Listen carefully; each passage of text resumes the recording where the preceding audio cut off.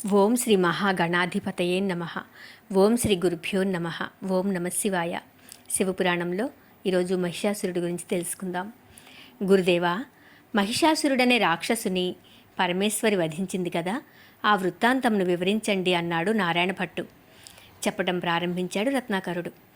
బ్రహ్మమానసపుత్రుడు మరీచి కుమారుడు కశ్యపుడు. ఇతడికి ధనువునందు రంభుడు, శరంభుడు అని 2 కుమారులు కలిగారు. వీరికి సంతానం లేదు. అందుచేత సంతానం కోసం తపస్సు చేయటం మొదలుపెట్టారు. కరంభుడు పీకలోతు నీటిలో దిగి తపస్సు చేస్తున్నాడు. ఆ విషయం తెలిసిన ఇంద్రుడు మొసలి రూపంలో వచ్చి కరంభుణ్ణి చంపేశాడు. రంభుడు పంచాగ్ని మధ్యన ఉండి తపస్సు చేస్తున్నాడు. తన అన్న మరణించిన విషయం తెలుసుకున్న రంభుడు ఇంద్రుని మీద పగ తీర్చుకోవడానికి సరి అయిన బలాఢ్యుడు, దేవతలను జయించగలిగినవాడు కుమారుడిగా కావాలి అని అగ్నిదేవుని ప్రార్థించాడు. అగ్నిదేవుడు ప్రత్యక్షమై ఏ వరం కావాలో కోరుకోమన్నాడు. దానికి రంభుడు, స్వామి, అజేయుడు, అపూర్వ బలశాలి, కామరూపి, ముల్లోకాలను జయించగలవాడు అయిన కుమారుడు కావాలి అన్నాడు. ఇక్కడి నుండి వెళ్ళేటప్పుడు ముందుగా నీవు ఎవరిని చూసి మోహిస్తావో వారి యందు పై లక్షణాలు గల తనయుడు పుడతాడని వరమిచ్చాడు. రంభుడు ఇంటికి బయలుదేరాడు. త్రోవలో యక్ష, గంధర్వ, కిన్నెర, కింపురుషాది కాంతలు ఎంతోమందిని చూశాడు. అతని మనసు చెదరలేదు. ఒక సెలయేటి ఒడ్డున మహిష్మతి అనే గంధర్వకాంత శాపవశాన మహిషముగా జన్మించి గడ్డి మేస్తోంది. దాన్ని చూడగానే మనసు చలించింది రంభుడికి. ఆ గేదె గర్భం దాల్చింది. ఆ గేదెను ఇంటికి తీసుకుపోయాడు రంభుడు. కొంతకాలానికి మనిషి శరీరము, దున్నపోతు తల కల బాలుని ప్రసవించింది. ఆ గేదె వాడే మహిషాసురుడు. పుత్రోదయం కాగానే శాప విమోచనమయ్యి గంధర్వలోకానికి వెళ్ళిపోయింది మహిష్మతి. మహిషుడు బ్రహ్మను గూర్చి ఘోర తపస్సు చేశాడు.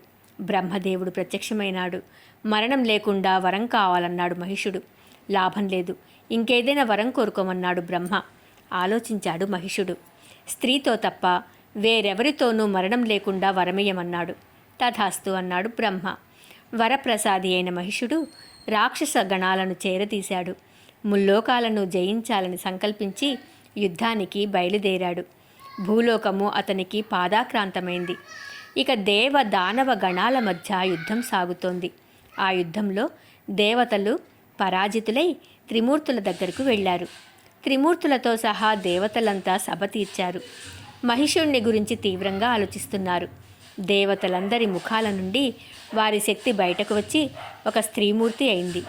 ఆ స్త్రీమూర్తి శరీరంలో ఒక్కొక్క అంగము ఒక్కొక్క దేవత యొక్క తేజస్సుతో నిండిపోయింది. ఈ రకంగా మహా తేజస్సుతో విరాజిల్లుతున్న ఆ స్త్రీమూర్తి తప్పకుండా మహిషుని సంహరిస్తుంది అని భావించారు దేవతలు. అప్పుడు దేవతలందరూ తమ దగ్గర ఉన్న ఆయుధాలను ఆమెకిచ్చారు.